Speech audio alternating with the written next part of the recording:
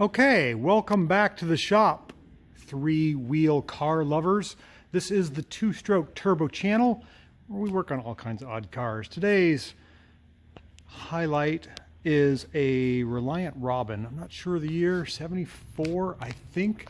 We're getting down to the final straws or the home run of this car. We put a new radiator in it. I'm going to show you how that worked out. It has a brand new fancy extra thick aluminum radiator. It took a little work to get that in there. I had to make some brackets. What's really interesting about this car is, of course, it has a single wheel in the front, and if you think about it, the wheel is right underneath this area, and if it spins it will throw dirt and debris right into the radiator. So they've blocked it. The only entrance for the radiator is right through the grill, and the way that works is there's a duct, turn the light on here, that comes over the top of the tire and then goes to the radiator. The radiator is right behind this mud flap, essentially. So these are the brackets for the radiator, and then it can come out and under. You can see the radiator is right behind that thing. So the only way the radiator can pull through is through that duct through the front, which you would think it would really restrict the radiator's ability to cool.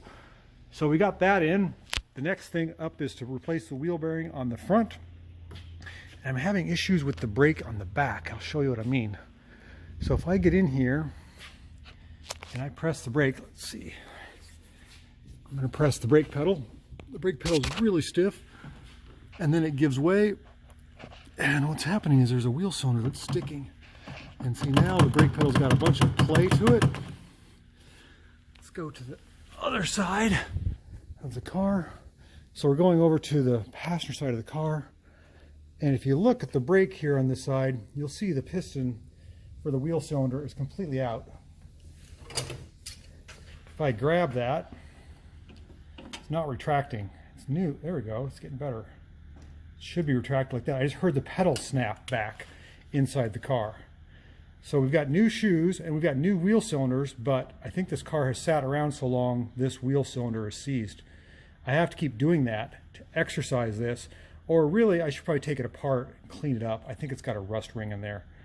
But I was going to take this car for a drive, stepped on the brakes, it pushed out, locked the wheel, car wouldn't roll.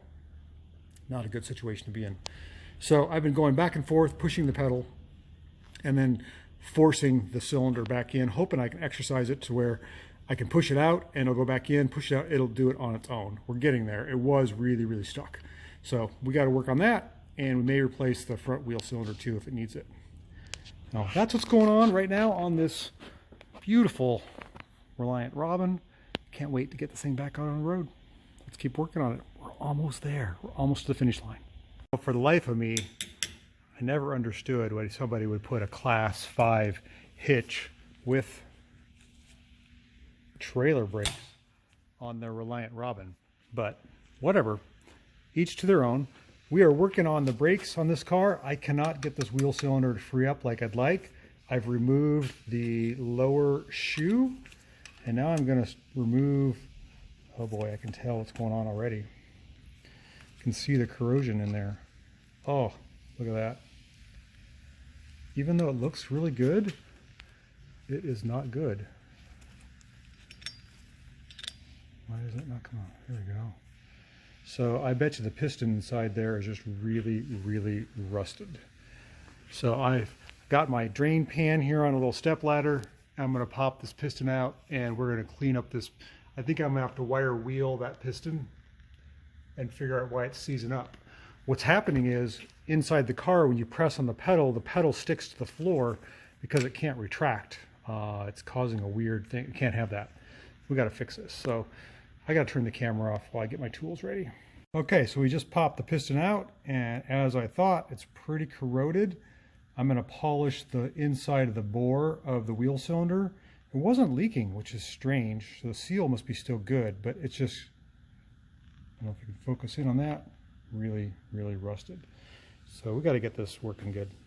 We took our piston over to the wire wheel and we cleaned that up pretty well. That's where the seal rides right there. And now, of course, we just dropped it That's never good. Hopefully I didn't do any damage. Set it up here with the rest of our stuff. And now we're going to take our bore polisher, which is just a 3M pad on a drill. Get it up in there.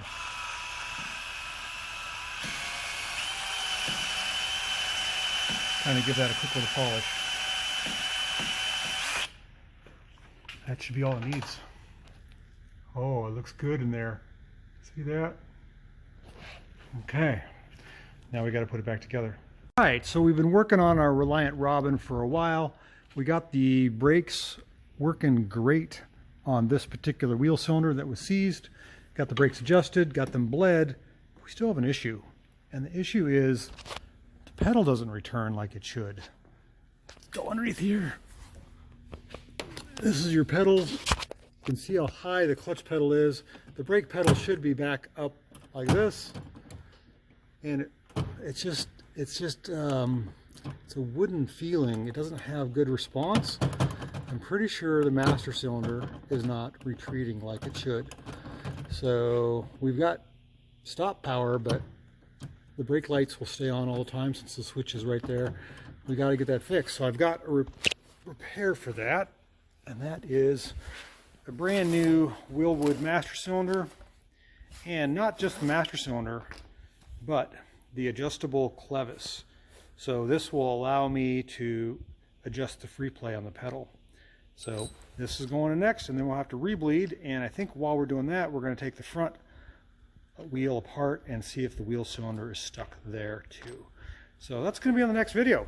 Thanks for checking out this one and tagging along on the Reliant Robin Resurrection, I guess we're going to call it. Thanks for watching.